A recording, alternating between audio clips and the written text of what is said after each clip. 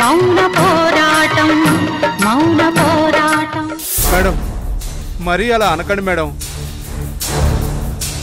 గుర్రాన్ని చెరువు వరకు తీసుకువెళ్ళగలం కానీ చెరువులో నీళ్లు తాగించలేమనే మాట మీరు కూడా వినే ఉంటారు కదా మేడం. మేము కూడా ఈవిడ్ని చెరువు వరకు తీసుకెళ్ళగలిగాం. నీళ్లు తాగించడం అసలు కుదరలేదు మేడం. నోరు ముయిర చేతకాని వెదవ. మేడం మేము ఆవిడని చంపేయమంటే ఒక్క నిమిషంలో చంపేస్తాం మేడం.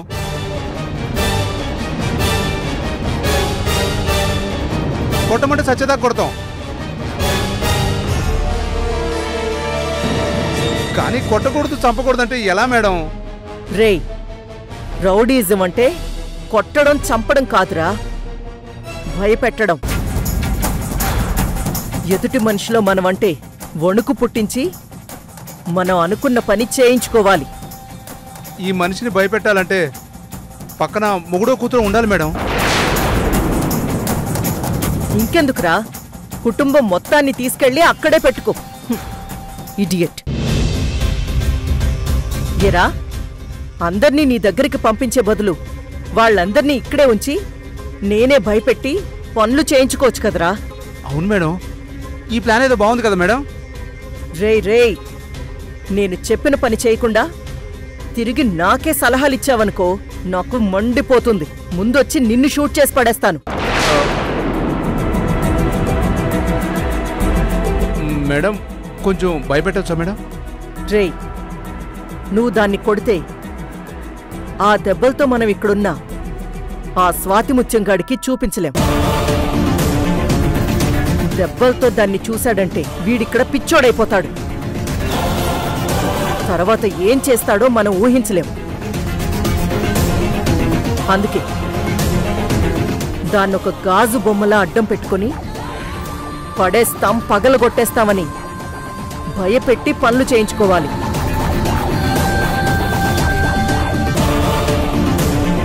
ఇక్కడ కొన్ని పనులు అయ్యే వరకు దాన్ని అలాగే జాగ్రత్తగా చూడాలి.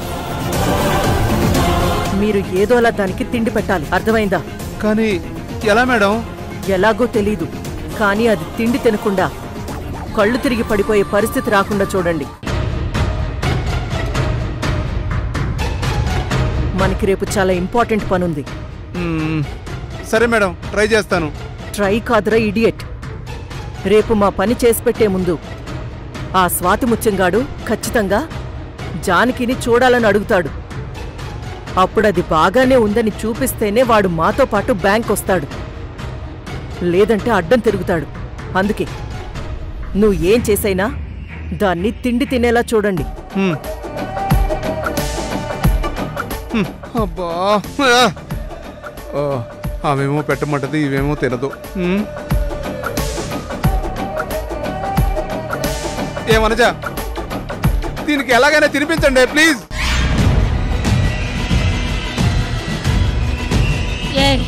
మర్యాదగా చెప్తున్నాను, తిను. ఏంటి విశాలాక్షి, ఏం జరిగింది? జానకి పొద్దున్నుంచి పచ్చి మంచినీళ్ళు కూడా తాగలేదంట. ఈ స్వాతి ముత్యంగాడు కూడా ఏం తినలేదనుకుంటా. వీడిక్కడ తిన్నా తినకపోయినా రేపు సంతకం పెట్టడానికి బలం సరిపోతుంది. కానీ అది తినకపోతే రేపటికి కళ్ళు తిరిగి పడిపోతుంది. అవును, అప్పుడు దాన్ని మోసుకుని హాస్పిటల్కి పరిగెత్తాలి. మనం అనుకున్న పనులు పూర్తయ్యాక అది చచ్చినా మనకు అనవసరం.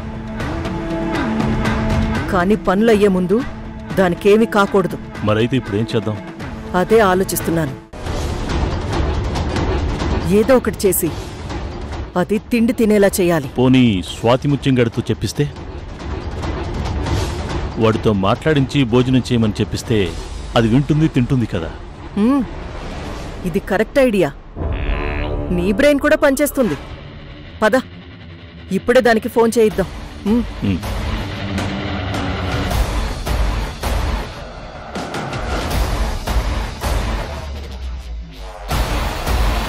నీతో మాట్లాడాలి.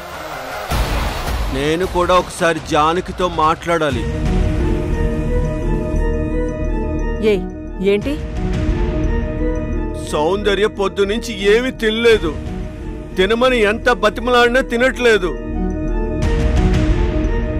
ఎందుకు? ఎందుకేంటి? మీరు జానకిని తీసుకెళ్లి దాచిపెట్టారు కదా,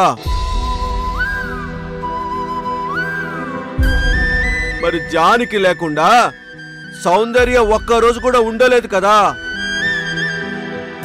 జానకి లేకుండా సౌందర్య ఒక్కరోజు కూడా భోంచేది కదా. అందుకే అమ్మ లేదని బాధపడుతూ ఏడుస్తుంది.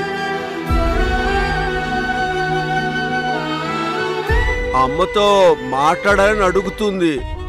మేం కూడా. నువ్వు ఉండు మహేంద్ర. అది కాదు విశాలాక్షి, మనమే జానకితో. నోర్ముయ్. ఇప్పుడు మనమే జానకితో మాట్లాడించాలనుకున్నామని చెప్పక్కర్లేదు. వాళ్లే మాట్లాడాలనుకుంటున్నారు కాబట్టి మనం కొంచెం బెట్టు చేసి పట్టు బిగించి అప్పుడు కొంచెం వదలాలి. నువ్వు రాజకీయాల్లో ఉంటే భలే ఉండేది విశాలాక్షి. ఇప్పుడు నీ కూతురికి అమ్మతో మాట్లాడాలనిపించిందా? పొద్దున్నే వీడియో కాల్లో చూపించాను కదా, మళ్ళీ ఎందుకు మాట్లాడ్డావు? ఎందుకేంటి? నేను మా అమ్మతో మాట్లాడకూడదా?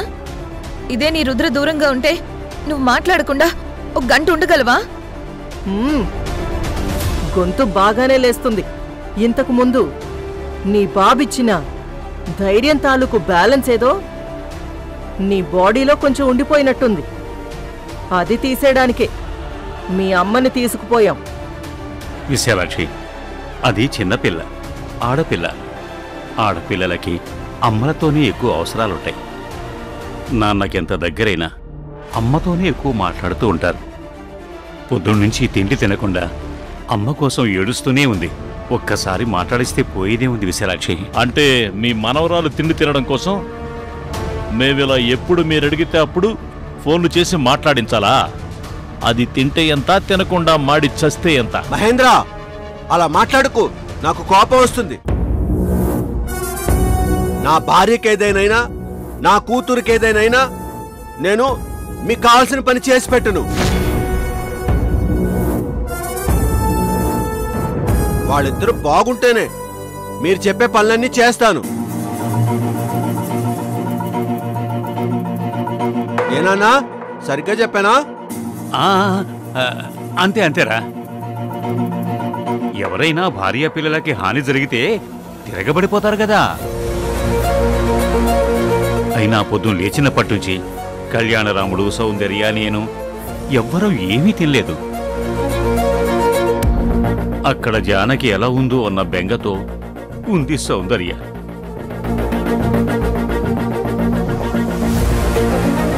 ఒక్కసారి మాట్లాడించు విశాలాక్షి.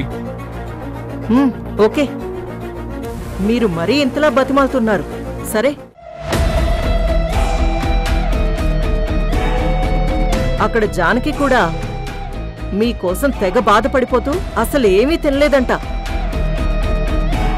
మీరు కూడా దానికి తినమని చెప్పండి.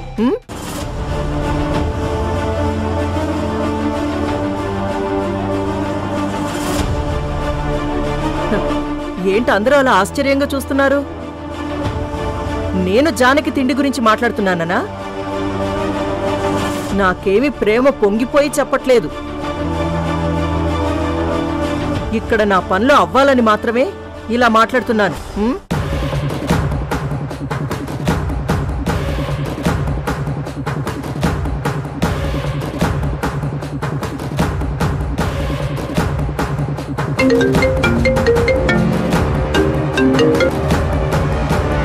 చెప్పండి మేడం. రేయ్, ఆ జానకి ఫోన్ ఇవ్వరా. Okay madam.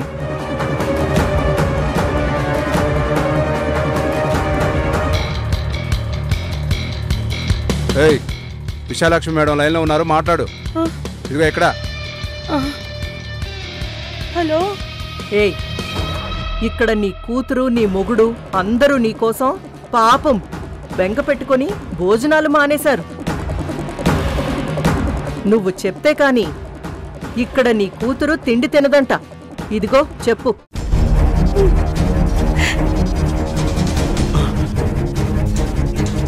జానకి, ఏమండి, మీరెవరూ భోజనం చెయ్యలేదా? అవును జానకి, నీకు ఇందాకే చెప్పాను కదా.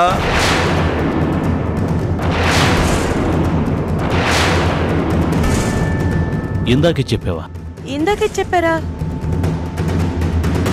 ఇందాక చెప్పడం ఏంటండి? అదే జానకి ఇందాక పోనీ లేవు.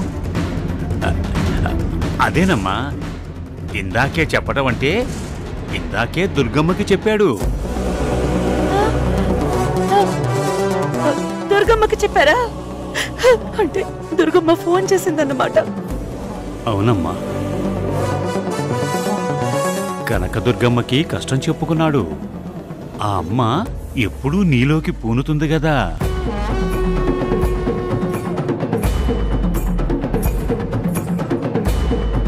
అందుకే ఆవిడకి చెప్పుకుంటే నీకు చెప్పినట్టే అనుకున్నాడు. అందుకే నీతో చెప్పాను గదా అంటున్నాడు. మావయ్య, దుర్గమ్మ మనల్ని కాపాడుతుందా? ఖచ్చితంగా కాపాడుతుందమ్మా. కాపాడకుండా ఎలా ఉంటుంది? ఏ ముసలోడా, మీకోసం పాపం ఆ కొండ మీద దుర్గమ్మ దిగొచ్చేస్తుందా? ఏడ్సావులే కాని ముందు వేళని మాట్లాడి నువ్వు. ఏయ్, నువ్వేం చెప్పాలో అది చెప్పు. దాన్ని భోజనం చేయమని చెప్పు. మాట్లాడు.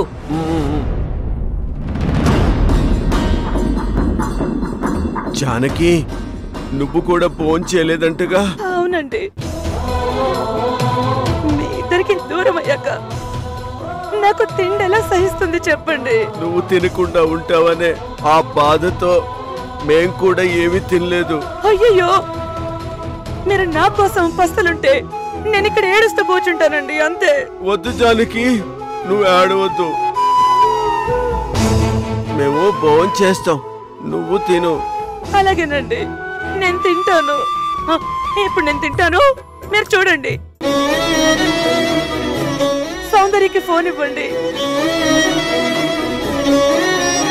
అమ్మా, అమ్మా, ఏడోకమ్మా, మనకి దుర్గమ్మ ఉంది కదా, కాపాడేస్తుంది.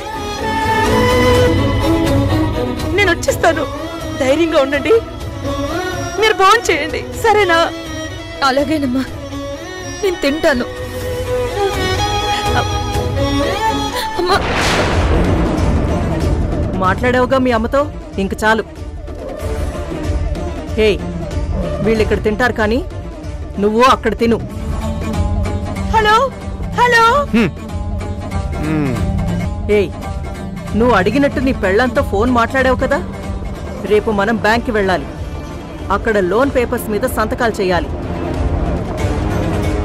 మళ్ళీ కాదని ఏదన్నా డ్రామాలు చేశావో అక్కడ జానకిని ఏం చెయ్యాలో అది చేస్తాను, గుర్తుంచుకో. నేను వస్తాను. జానకిని మాత్రం ఏం చెయ్యొద్దు. రే, జానకి వీడియో గురించి చెప్పింది కదా. రేపు బ్యాంకుకు రావాలంటే ఇప్పుడు జానకి భోజనం చేస్తుంటే ఆ వీడియో తీసి పంపమని విశాలాక్షిని అడుగు. ఆ వీడియో చూస్తూ సౌందర్య భోజనం చేస్తుందని చెప్పు. విశాలాక్షి,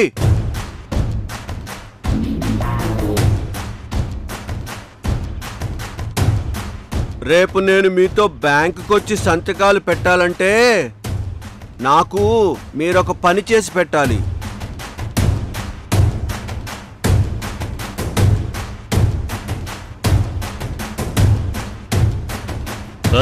నువ్వు బ్యాంకుకు రావాలంటే మేము నీకు పని చేసి పెట్టాలా?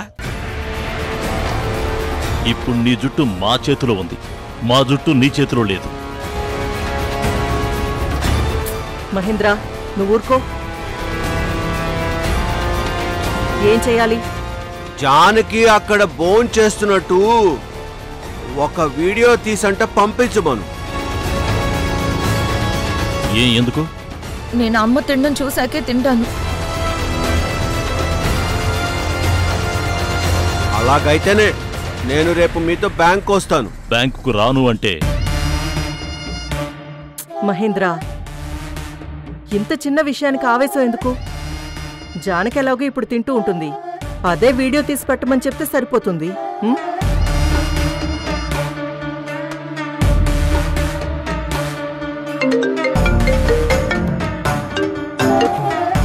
చెప్పండి మేడం.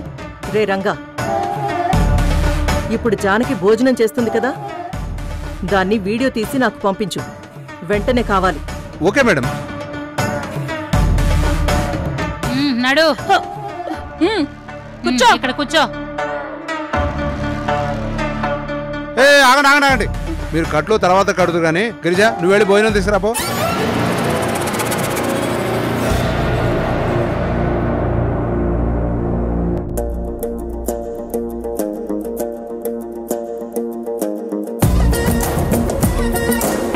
తొందర తీసురా. తిను. తింటాను. నా కోసం దుర్గమ్మ వస్తుంది, నన్ను కాపాడుతుంది. నాకు ఇంకే బెంగా లేదు. సంతోషంగా భోజనం చేస్తాను. ఏంటి దుర్గమ్మ వస్తుందా? ఎవరా దుర్గమ్మ? దుర్గమ్మ, కొండ మీద కనక దుర్గమ్మ.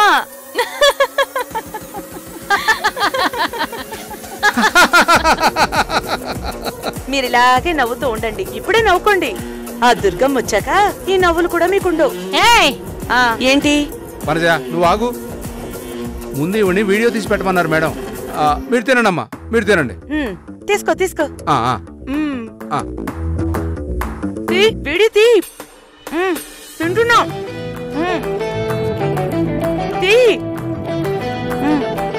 వీడియో తీస్తున్నారా? సౌందర్య ఏమండి, నేను తింటున్నాను చూడండి. తినేస్తున్నా.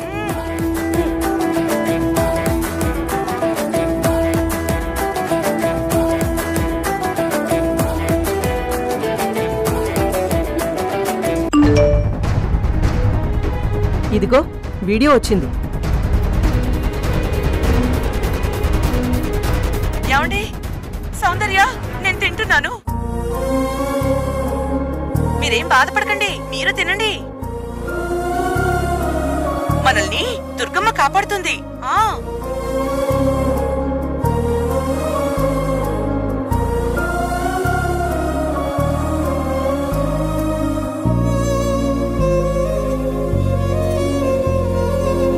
చాలా, ఇప్పుడు వెళ్ళి తినండి.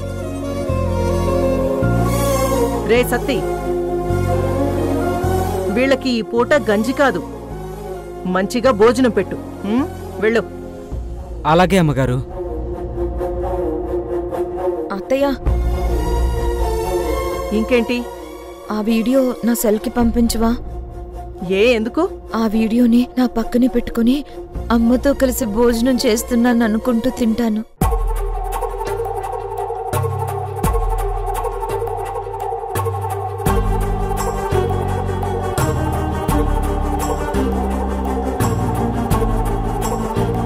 పంపించాను.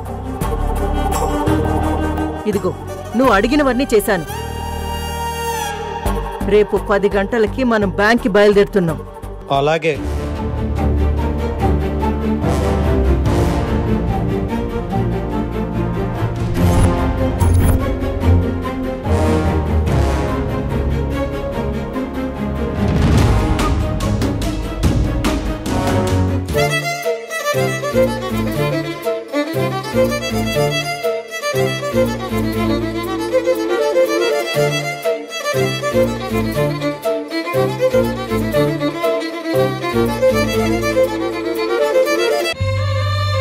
చాలు. తినండి గారు, తినండి.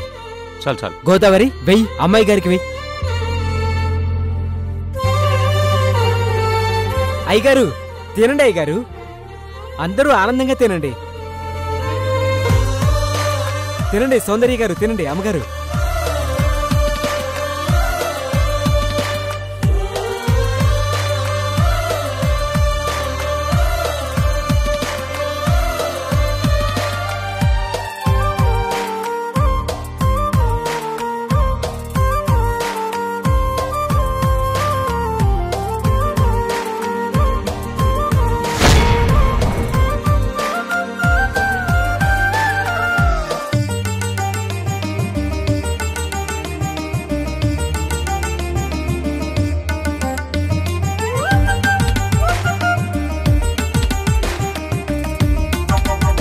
విశాలాక్షి, నువ్వు అసలు వాళ్ళు అడిగినవన్నీ ఎందుకు చేశావు? జానకి మన దగ్గర ఉన్నప్పుడు మనం చెప్పినట్లు వాడాడాలి గాని నువ్వెందుకు వాళ్ళకి మంచి భోజనం కూడా పెట్టిస్తున్నావు? మహేంద్ర, ఇప్పటి పరిస్థితి ఇదివరకులా లేదు. ఇదివరకు మనదే పూర్తి ఆధిపత్యం. కాని మధ్యలో వాడికి బలం వచ్చింది, మనని చావగొట్టేశాడు. వాడికి బలాన్నిచ్చిన జానకిని మన దగ్గర పెట్టేసుకున్నాం. అలాగని మనం పూర్తిగా రెచ్చిపోకూడదు. వాణ్ణి బెదిరించాల్సిన చోట బెదిరించాలి, బెల్లం తాయిలం పెట్టాల్సిన చోట పెట్టాలి. జానకి మన దగ్గర బాగానే ఉందని వాడికి నమ్మకం ఉంటే చాలు. వాడు మనం ఏం చెప్పినా చేసేస్తాడు. జానకికి హాని జరిగితే మాత్రం మన మీదకొచ్చేస్తాడు. అందుకే ఇక నుంచి ఎప్పటికప్పుడు మనం జానకి వీడియోలు వీడికి చూపిస్తూ మనకు కావాల్సిన పనులన్నీ చేయించుకుందాం. అన్నీ అయిపోయాక అప్పుడు మళ్ళీ మన ఒరిజినాలిటీని చూపిద్దాం.